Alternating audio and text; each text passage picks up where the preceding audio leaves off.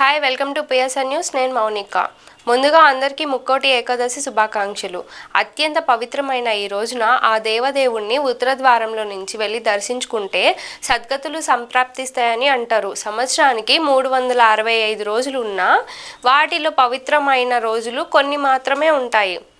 వాటిలో అత్యంత పవిత్రమైన రోజు ముక్కోటి ఏకాదశి.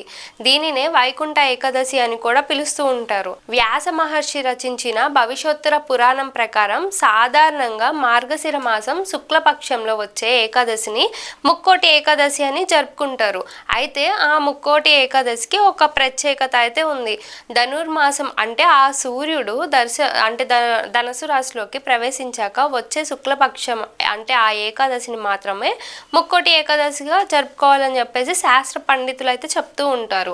అయితే అసలు ఈ ముక్కోటి ఏకాదశి విశిష్టత ఏంటంటే ఆ శ్రీ మహావిష్ణువు తన గరుడ వాహనంపై ముక్కోటి దేవతలతో కలిసి భూలోకానికి వచ్చి దర్శనమిస్తాడని భక్తులు ఎక్కువగా నమ్ముతూ ఉంటారు.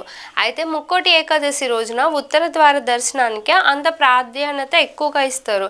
ఉత్తర ద్వార దర్శనంతో స్వామివారిని దర్శించుకోవడం ద్వారా శ్రీ మహావిష్ణువు అనుగ్రహం కారణంగా సకల శుభాలు కలుగుతాయని చెప్పేసి భక్తులు ఎక్కువగా విశ్వసిస్తారు.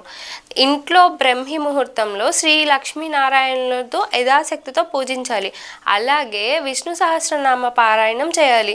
ఇక ఆలయాల్లో శ్రీ మహావిష్ణువుకి తులసిమాలను భక్తి శ్రద్ధలతో సమర్పిస్తూ ఉంటుంది. అయితే ముక్కోటి ఏకాదశి అత్యంత పవిత్రమైన రోజున అంటే ఆ రోజున ఉపవాసం చేసి 24 ఏకాదశి ఉపవాసాలతో సమానం అని చెప్పేసి శాస్త్ర పండితులు స్పష్టం చేస్తున్నారు. అందుకే ఉపవాసం ఉండడం వల్ల ముక్తి ప్రసాదిస్తుందని చెప్పేసి భక్తులు నమ్ముతారు. సాయంకాలం సంధ్య సమయంలో పూజ చేయాలి. అలాగే రాత్రి జాగరణ చేయాలి. జాగరణ చేసేటప్పుడు ఆ భగవంతుడి కీర్తనలు, భగవత కథలు, హరికథ కాలక్షేపంతో జాగరణ చేస్తే సంపూర్ణ ఫలం దక్కుతుందని చెప్పేసి పేర్కొంటారు. ముక్కోటి ఏకాదశి వ్రతం నియమనిష్టలతో ఆచరించే వారికి జ్ఞానం కలుగుతుంది. అలాగే భగవతత్వం బోధపడుతుంది. పరమ పవిత్రమైన ముక్కోటి ఏకాదశి రోజున నిష్టగా సత్యనారాయణ స్వామిని వ్రతం ఆచరిస్తే మామూలు రోజుల్లో కన్నా 1,000 రెట్లు ఎక్కువ ఫలం ఉంటుందని చెప్పేసి నమ్ముతుంటారు.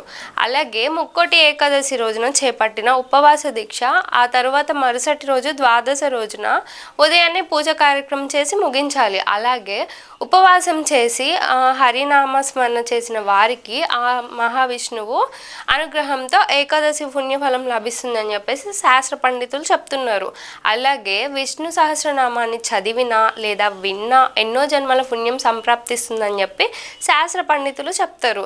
ఈ సహస్రనామాలు చేయలేని వారు విష్ణు నామస్మరణ చేసినా చాలు ఆయన కరుణిస్తాడని చెప్పి శాస్త్రం చెప్తుంది. ప్రశాంతంగా భక్తి శ్రద్ధలతో ఏం చేసినా పుణ్యప్రధానమేనని అంటున్నారు. అయితే ఈ ముక్కోటి ఏకాదశి రోజున మాత్రం పరులను దూషించడం కానీ పరుష పదాలు ఉచ్చరించడం కానీ చేయకుండా ఉంటే మంచిదని శాస్త్ర పండితులు సెలవిస్తున్నారు. సో చూసారు కదా, ఇది ముక్కోటి ఏకాదశికి ఉన్న ప్రత్యేకత. మరొక వీడియోతో మళ్ళీ మీ ముందుకు వస్తాను. అప్పటి వరకు చూస్తూనే ఉండండి పిఎస్ఆర్ న్యూస్.